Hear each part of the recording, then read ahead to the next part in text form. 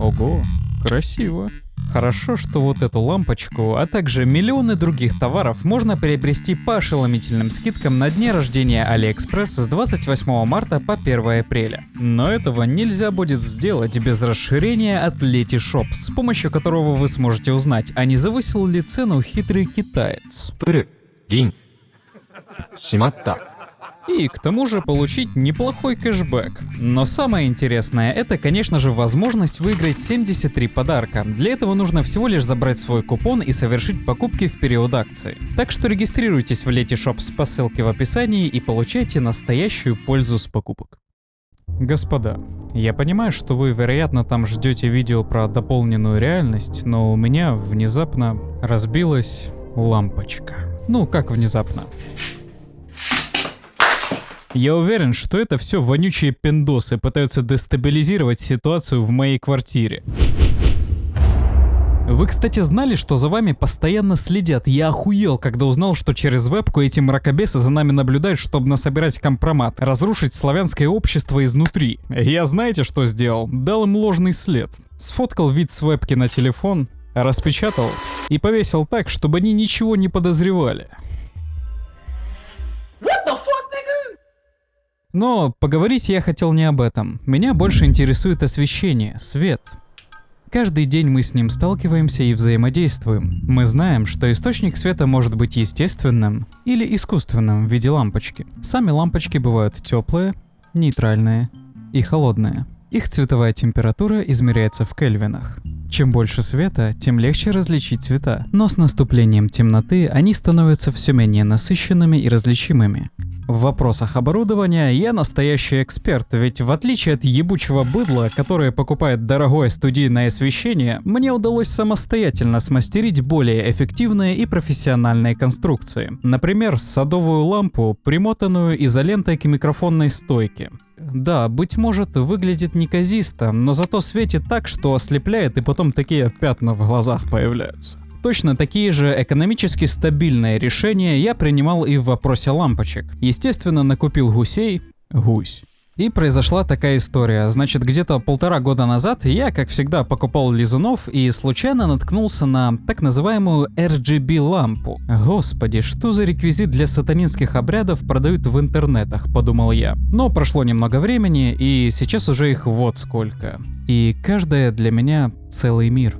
Я думаю, информация в этом видео может оказаться для вас очень полезной, как минимум потому, что вы узнаете, как можно слушать музыку на полных басах, находясь в параше. Первым делом ко мне в руки попала вот такая обычная разноцветная лампа. Как это работает? В подавляющем большинстве китайской подзалупщины используются вот такие пульты управления, которые запитываются от пальчиковых батареек. Иногда, кстати, эти жмоты даже не дают их в комплекте. Ну, я в таких случаях обычно специально царапаю и негативные отзывы оставляю, типа мне бракованное пришло, чтобы они деньги вернули. Ха-ха-ха. Ой, блять. Я что, сейчас признался в совершении криминального правонарушения? Ну, неважно. Зацените, какое разнообразие цветов. Это можно неплохо использовать для того, чтобы устроить незабываемый романтический ужин с любимой аниме-тёлкой.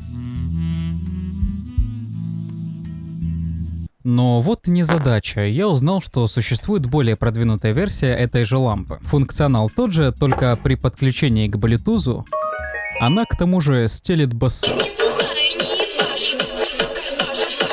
Качество звука в жизни прекрасное, особенно если вы поставите беззвучный режим на вашем девайсе. Однако, мне хочется отметить, что подобная планировка параши странным образом преобразует плохой звук в приятный, абстрактный, и песня, которая раньше звучала как полное говно, здесь кажется интеллектуальной и многозначительной.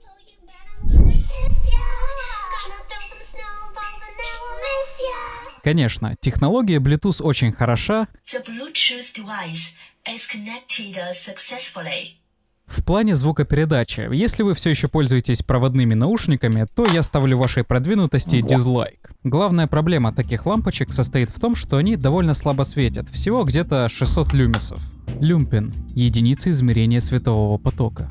Для того, чтобы это компенсировать, я приобретал вот такие одноцветные круглые лампы. Внутри они состоят из светодиодов. Их еще называют LED. LED, собственно, и расшифровывается как светодиод, додик. Такие сильные источники могут сотворить по-настоящему уникальную атмосферу. У меня даже есть экземпляр, который одновременно светит зеленым, синим и красным. Нахуя он существует, не совсем понятно, ведь в итоге образует и нейтральный свет. Но зато от него тени красивые получаются. Разноцветные такие. Из оголенных светодиодов также делают ленты. Знаете, для чего их используют? Для вот таких, прости господи, геймерских сетапов.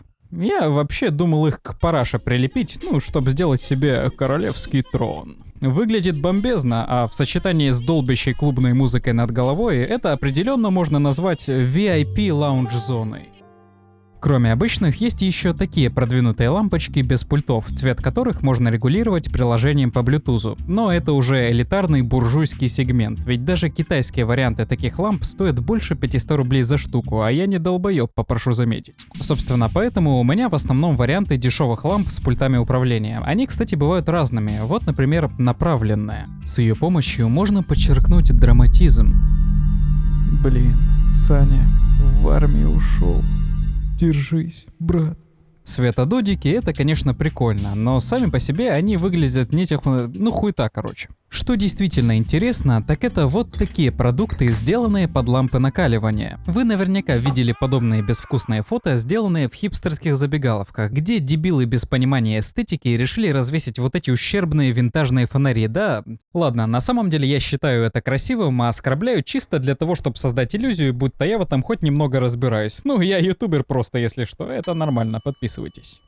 Я, в общем, взял себе несколько. Они, чем хороши, что, во-первых, тупо красиво выглядят. Утонченные, изысканные формы. Опа, петушок чай наливает. А во-вторых, светят они довольно мощно. Можно даже на кухню вкрутить, нормально будет. Но наибольшая гордость моей коллекции, самое последнее приобретение, это, конечно же, православное освещение. Да, всего 3 ватта, но это 3 ватта Господней благодати. Когда я вкручиваю ее на кухню, знаете, будто все помещение освещается, становится девственным и непорочным. В эти моменты я, бывает, мою посуду, нихуя не вижу, правда, но когда мою, ощущаю, будто сам Господь за мной наблюдает и дает сил жить дальше. Вторая лампочка небольшая, но излучает святости не меньше. Ее неплохо использовать там для прочтения христианской литературы. Уровень благодати складывается и получается неплохой такой бонус к искуплению грехов. Последнее, что я вам сегодня покажу, это что-то сродни ночникам, которые проецируют звездное небо. Но, как мне кажется, я нашел более интересный вариант, в котором калейдоскопичная форма крутящейся пластиковой хуеты разделяет поток синего, зеленого и красного света на интересные сочетания точек. Ее бы только в гуся закрутить и направить на потолок. Получится очень красиво. Но, если честно, я не до конца понимаю, в каких жизненных ситуациях такой девайс может вообще пригодиться. Просто не представляю себе. Еще у меня есть более продвинутая версия крутилки, которая запитывается от розетки и, как я понимаю, предназначена для клубешников, там, вписок. К сожалению, меня на вписки никогда не приглашали, а в клубешниках до сих пор не верят, что исполнилось 18. Поэтому нормально тоже дома посидеть, расслабиться, чего уж там. Зато с ней можно красивые фотографии делать.